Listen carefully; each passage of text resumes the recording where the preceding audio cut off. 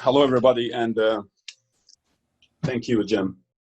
My name is Muhammad Al-Fiqi. I am the Imam of the Islamic Society of Central New York. I just wanted to say that I want to live in a better world. I need to live in a better world. I deserve to live in a better world. So do you. But who am I to make this world a better place? Who am I to fix it up? With all respect, even who are you? If we all together, what difference can we make? I will tell you two stories, two short stories. The first one happened 4,000 years ago, perhaps, and the other one happened 4 years ago. The first one's title is, Can I Ever Make a Change? And the second one's title is, Sure You Can. These two stories are always relevant, and more relevant in particular to our current times. So the first story, Can I Ever Make a Change? 4,000 years ago, there was this tribe, nomads. They just followed water and pasture and grass, wherever they are. And they suffered a lot from droughts. And one day in their ongoing trips, they were going through the desert where they came across water gushing from beneath the ground. And that was amazing, in the middle of the desert, to have that source of water. And the chief of the tribe suggested a kind of career shift with the whole tribe. But you know what? Let's build this as a big, beautiful green oasis. Let's learn agriculture, and so they did. They lived there, and they started cultivating olive trees. They used all the wealth they could dig up to their utmost capacity. And for generations, they lived in peace and love in their oasis. Of course, in the very beginning, an average family owned maybe around 100 acres, but through generations with inheritance, and they ended up with a family might have an acre or even less of olive trees. Harvest time, they sell their olive, and they make oil as well, and they sell their pure oil, which was loved by cities and towns far away and around. They always come in harvest time to buy olive oil. One day, the chief's daughter got sick. A beautiful young lady, engaged to be married, loved by everybody, but she got sick, seriously sick. Doctors said, for traditional medicine, they said her cure is to bathe all morning in pure olive oil. And he said, this morning or she will die. Everybody owned few trees, and the chief couldn't but ask people and send everywhere, please, we need your help. We need your help, all of you. And he ordered the blacksmith to create a huge tub, and he put it on the outskirts of the oasis and said, please, every family donate 1 spoon of olive oil. Go overnight. Let's fill this tub in the morning and heal my daughter. Night went on. In the morning, the chief and his assistants go with their horses to pull, hopefully, the filled tub back to his house. To their shock, the tub was empty. There wasn't one single drop of olive oil there. The man went crazy. What happened? His people are so generous and kind and caring and giving, but what happened? There wasn't one single drop. You know what happened? What happened is everybody said to themselves, what difference my spoon of oil would make? And everybody will go, why should I? What difference can I make? I wish I could tell you that they were ashamed and quickly they collected the oil and the young lady healed and got married and lived happily ever after.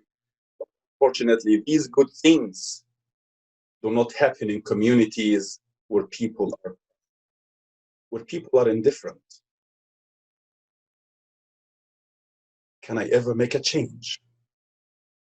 That takes me to my second story. Sure, you can. And this story happened here in America. Irving, Texas, 2016. A true story. May 7th. City Council elections. 3 people running, the incumbent and 2 others. And everybody's watching and listening to the candidates and seeing what's going around. The incumbent was seen, especially by minorities, as I heard, as a man of integrity, a man who celebrated the American diversity, a man who dealt with all colors around just as citizens of America. But second runner adopted a racist rhetoric. All his program was full of racism. That was seen by a young man who came from Somalia as a refugee. A young man, Somali, now American, refugee, black, poor, Muslim, and disabled. You can't imagine the layers of oppression this young man suffered from. And to the top of that all, now he had to listen to this candidate. That hurt him a lot. And that young man decided, I will not let this man run our lives.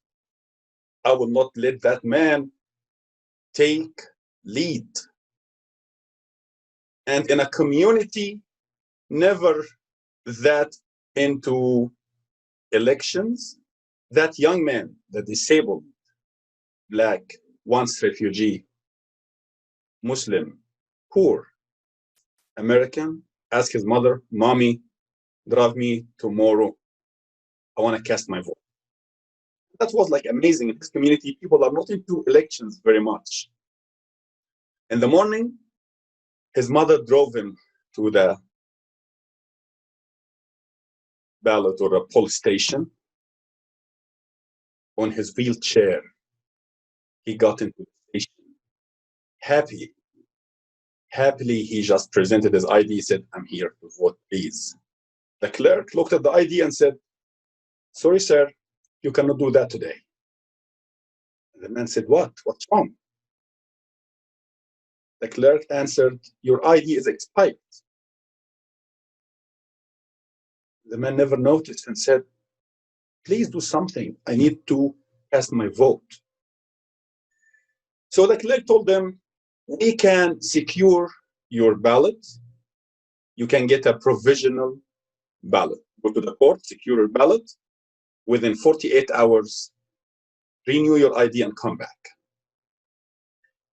The man did that, got his provisional ballot, went home, tired, a little depressed, but he thought he did what he needed to do. He went with a dream, but the dream didn't come true. Same night, the night of the elections, results on television, the first runner, the incumbent, who's seen as a man of integrity, a man who celebrated the American diversity, got 50%. Second runner, 39 something, third, 10%. And the result is there's going to be a runoff on June, which was the month after, between the incumbent first and second runners. That wouldn't have happened if the first runner got one single vote. The young man listened to the news and said, "Mom, tomorrow we go renew my ID and get my secured provisional ballot. It's time to make difference." Next morning, his mom again drove him, renewed his ID, secured his vote. The first runner won 50.01%. In his speech of victory, he said, "I know that I won by one vote. And I know it's a vote of a Muslim refugee. I want to meet him, and I will always remember that." I dedicate this story to every good human being, to every caring human being, to every donor and philanthropist, to every activist of good cause, to every social justice advocate who never wondered whether or not he could make a difference, because they knew the fact that they can make a difference and they will make a difference. Thank you, everybody.